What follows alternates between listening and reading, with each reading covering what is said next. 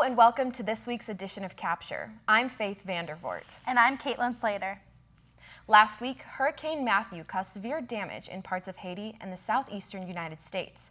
The storm is the most powerful since 2007, with wind speeds reaching 145 miles per hour. In South Carolina, several communities are still under mandatory evacuation due to flooding caused by the storm. However, Matthew's biggest impact was in Haiti, where the death toll has soared to over 1,000. Many nonprofits and charities are sending help to Haiti to serve the 1.2 million people affected by the deadly storm. Experts have predicted it could take up to 10 years for the island nation to recover economically. Politics has been the hot topic in the media as well as here on campus. Have students made a decision on who they're going to vote for? And is our university doing a good enough job on fostering political conversations on campus? I look to the students to hear their thoughts. Hey everyone, with less than 1 month to go before the presidential election, I'm here on East Campus to hear your thoughts on the candidates, as well as how you think APU is handling the political climate. APU is doing a good job of having discussion and having a balanced approach without taking either side. It had a couple of chapel speakers and they've done a good job of staying apolitical, which is cool. I appreciate that. But also allowing students to form their own opinion, which is really special on campus. So. Like, none of the teachers are really enforcing, like, oh, you should, like, lean towards progressive or you should lean towards retrogressive. Like, it's been pretty positive. Aside from chapel services, students look to social media and the internet to help them form their opinions on the candidates.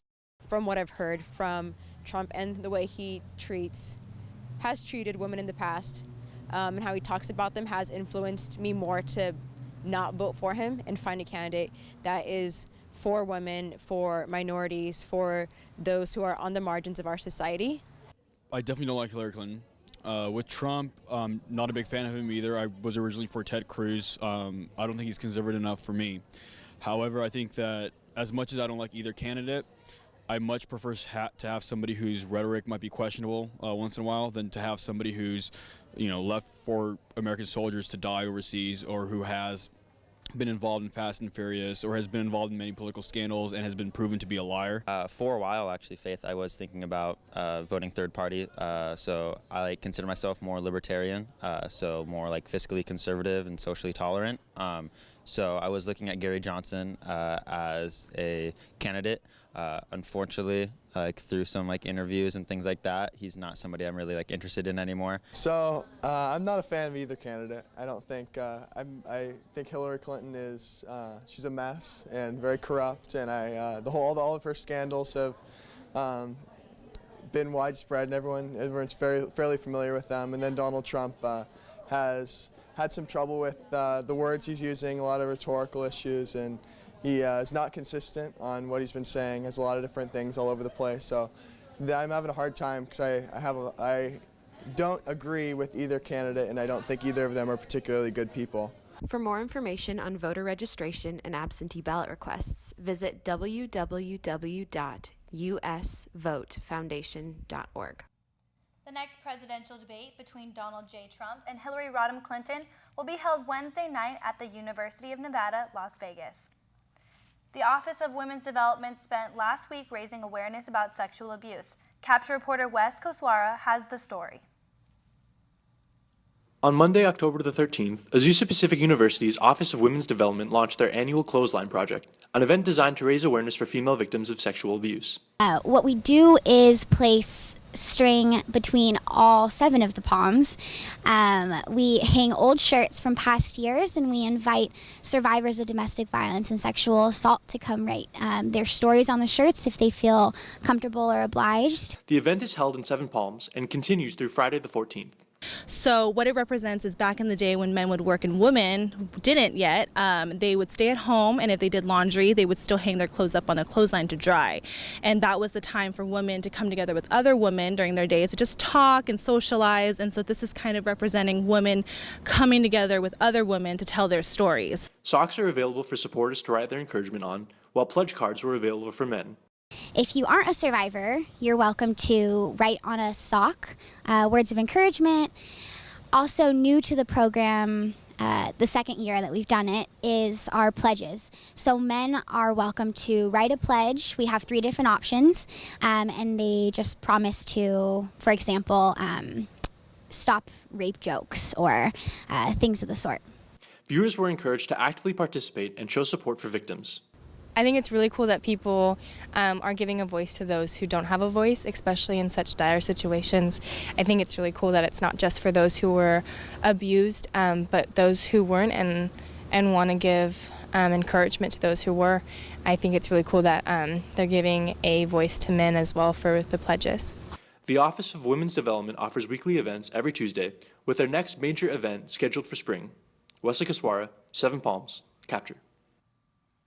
Do you want to be a part of APU's cheer team? This year, APU's cheer team is opening up some of their practices to interested APU men and women. If this sounds like something you would like to try, come out to one of their open practices on October 21st, November 18th, or December 9th. Head coach Lucille Chavez tells us more about why the program decided to add these open practices.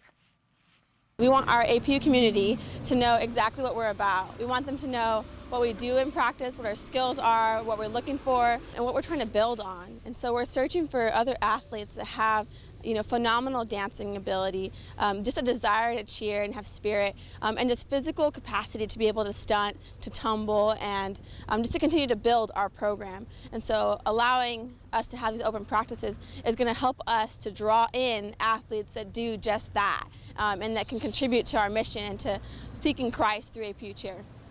Come out to the Cougar Dome from 5:30 to 6:30 to work out with current members of the team and showcase your stunting and tumbling skills. Tryouts for next year's team will take place in mid-spring. For more information, contact Coach Lucille at lchavez@apu.edu. On Saturday, Cougar Athletics won all 4 home games, headlined by football's 45-13 win over Humboldt State. The Cougars are now 6-1 and remain undefeated in conference play. Men's and women's soccer were also in action as men scored 2 second-half goals to earn a 2-1 win over Holy Names. The women's team had an easy go of it against Holy Names as well, winning 2-0, while outshooting the Hawks 21-1. The volleyball team also beat Holy Names on Saturday, earning a straight set sweep. This Saturday night, the athletic department will kick off the basketball season with the Midnight Madness event. APU's on-campus medical fraternity, Phi Delta Epsilon, hosted a unique and artistic fundraiser over the weekend. Ciera Cypert has more on this story. Show right here in the Duke Art Gallery to help raise money for the Children's Hospital of Los Angeles. Many students from the art and theater department volunteered to help Phi Delta Epsilon put on this creative and unique fundraiser. So the Anatomy Fashion Show is just getting different members to dress up with paint on their bodies of different muscular systems or different parts of the body. And so we're hoping to raise money for the Children's Hospital of Los Angeles. After months of hard work and planning, students finally got to strut their stuff in front of family and friends.